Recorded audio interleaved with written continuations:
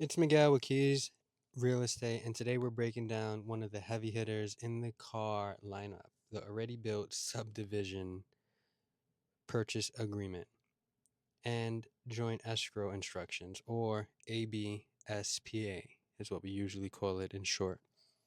This contract is used when buying a home in a completed subdivision, not a new construction that is already still being built. Think of it as the final stage, new home purchase contract under the Department of Real Estate. Now, when do you use this form? Use the ABSPA only when the residence is already completed and subject to a public report. If it's still under development, use the new construction purchase agreement instead. This one applies when a builder or developer has finished the home and is now selling to the first buyers. So, for example, a builder in Pasadena completes a 12 home community and files a public report. Each home is ready for occupancy. That's when the ABSPA is used. Now, on the next page, right, usually page one, or not the next page, but just in page one, this section starts with the offer, identifying the buyer, the property, and confirming that the brokers and agents are not parties to the agreement. Then it defines agency relationships, whether it's dual agency, separate brokerage. It also confirms both parties have received the disclosures regarding real estate agency relationship. That is a form called the AD, the agent disclosure. And so, just pretty simple, kind of like a purchase agreement. When you see one, these are the purchase terms, right? Like A, purchase price, payment method; B, close of escrow; deposit details, the loan terms, and the contingencies. Now, if you leave a bank, they usually go to 17 days for each of them. But when you're in a competitive market, we usually cut these days down by a lot. Sometimes 5 days, home inspection, no loan, no appraisal. Uh, the next, we're going to have everything that's included, items and costs. These sections define what stays on with the property. For example, fixtures, appliances. They also assign responsibility for escrow. All right, who's paying these fees? Who's paying the title, the HOA, and the warranties? Again, really similar to a purchase agreement. Is just that this one is made for brand new construction.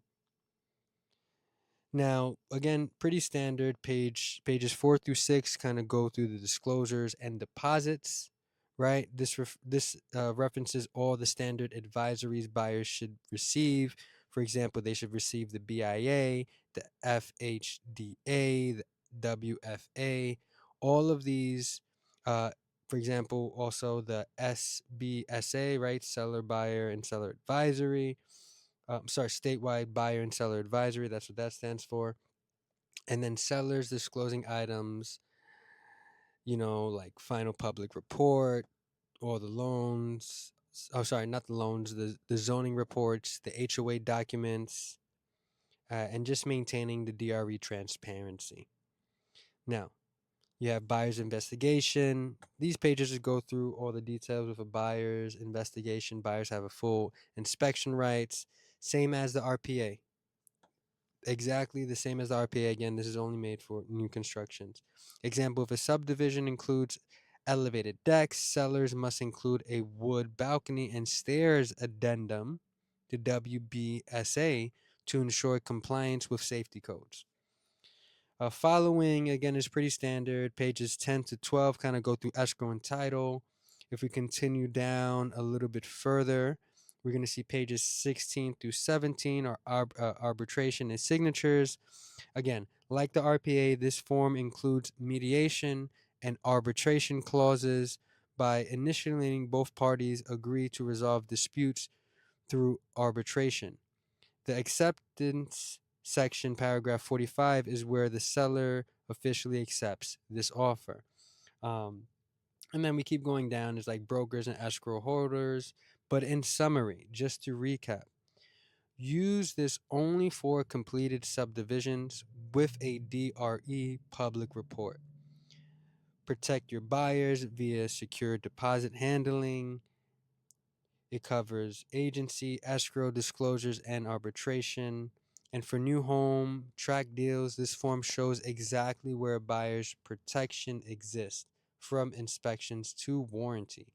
Now that you have this form already broken down, it's the already built subdivision purchase agreement. It's a long one, but mastering it means you can confidently guide buyers through through a new home transaction while protecting their interests. It's Miguel with Keys Real Estate, bringing clarity to the contracts so you can buy smart and close strong. Peace out.